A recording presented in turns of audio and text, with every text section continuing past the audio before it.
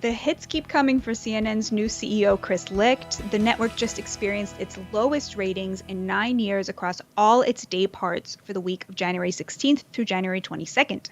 And according to Nielsen, it averaged just 440,000 viewers in prime time. That makes it the first time since May 2014 that the network failed to reach 450,000 viewers. During that same time frame, for primetime, Fox News had 2 million viewers, 256,000 in the demo, and MSNBC had 943,000 viewers, 91,000 in the demo. So those are terrible numbers for them. And there was some more news with CNN I was just catching up on. Apparently, they are adding Bill Maher, sort of, to their lineup. So on Friday nights, Bill Maher's show airs, you've been on it, I believe, Real Time with Bill Maher on HBO. So that airs, you said, at 10 p.m. And then there's an overtime segment. They produce extra content. Again, I think you, Batya, have actually participated in this. That's going to be airing now on CNN at 11:30 p.m. So very interesting. Obviously, that's not a lot of new content. Probably they're looking at him or someone they like, Bill Maher, to maybe take a regular position, maybe the 9 p.m. slot, which they haven't filled yet. It sounds like Chris Licht is interested, perhaps, in having a comedic persona, maybe looking with some envy at Gutfeld's success on Fox, which is just doing massively big numbers. So interesting nonetheless.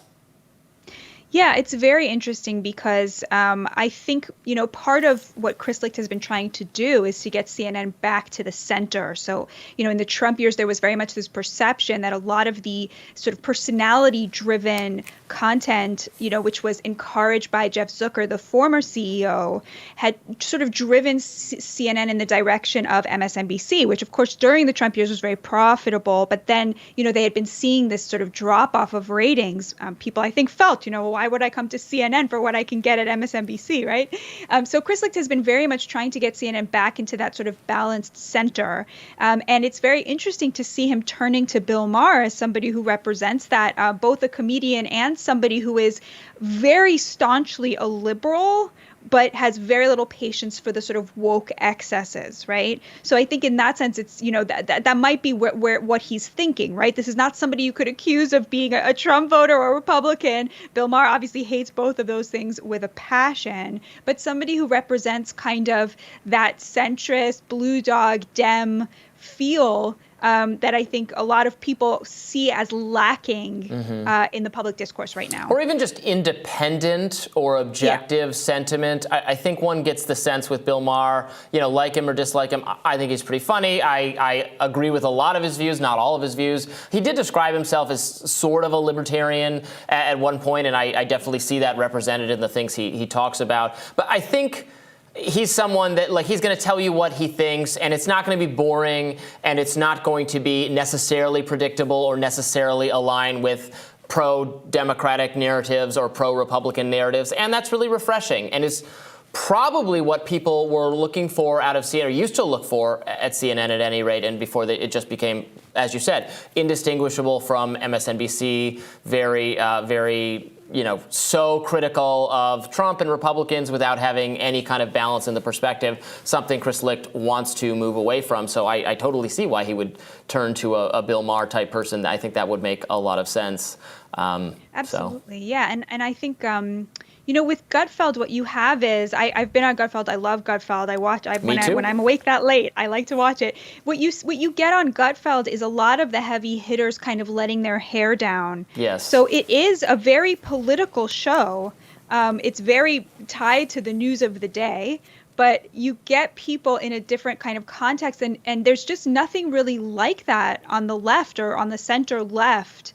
Except Bill Maher's show, Real Time. And the great thing about Real Time is that he usually tries to have, I think, a conservative and a liberal. So to have a space on CNN that's committed to debate, committed to hearing from both sides, committed to a less kind of uptight and more relaxed debate feel, the kind of TV that was like de rigueur in the 90s, right? The kind of thing that you could turn on really pretty much any channel and hope to see. I mean, I think this is a really smart move. What you get from Fox is a lot more just entertainment almost, I think, than CNN or MSNBC. You say they're still, responding to the news topics of the day, and they absolutely are. But there's just also a lot of, when I watch The Five, or when I watch Hannity, or when I watch Jesse Waters, there's just a lot of stuff that I wouldn't have necessarily heard about yet if I was just following, what are the headlines of the day. They want to inform, but they want you, they want you to enjoy listening to it, where it's much more relentlessly focused, I think, over at CNN and MSNBC on, okay, what was the big story of the day? Okay, it's the classified documents being found in boxes. So we got to talk about that all day, even though that story's kind of boring and there's not a lot to it. I think they feel more beholden to that, and it shows in the model that that's not as successful. I know on our show, right, we talk about what we think is important. We feel obligated to inform viewers about what the big stories are, but we also just talk about a lot of things they're not going to hear if they watch elsewhere. We're going to dig into a lot, COVID, Pfizer. We're really digging into tech stuff and the Twitter files. That's not getting any coverage in mainstream places, and I don't think it's getting necessarily the very thoughtful, balanced coverage we're giving it in where it's being covered in right-wing media. We do that. I don't feel obligated to talk about every wrinkle in, again, the boxes of classified documents, which apparently everyone has because things are overclassified, and it's not that interesting. I don't think viewers find it that interesting, and I don't either, so we just talk about other stuff. I think that's a better model, frankly. Yeah, and I do have to say a shout out to Fox, because those shows you mentioned, they all have liberals on them. There's a spot on the Five, one of the five, the fourth, is always a Democrat, is always a liberal. Harris Faulkner has her power panel. Outnumbered is usually all conservatives, but you routinely turn on Fox and you will see people from the other side, and you really have ceased to see that as much on the liberal networks. It's, very, very rare that you'll have a Republican, and certainly almost never that you'll have somebody defending Trump, or who's in the Trump camp, or who understands where Trump is coming from and is willing to defend him. So I think that is really, if I could talk to Chris Licht, I would say bring back debate. Because that's what Americans want to see, not because they want to see one side win or the other, because they want to see the choice that they have before them in the form of the two parties. And, the two-party system gets a lot of flack.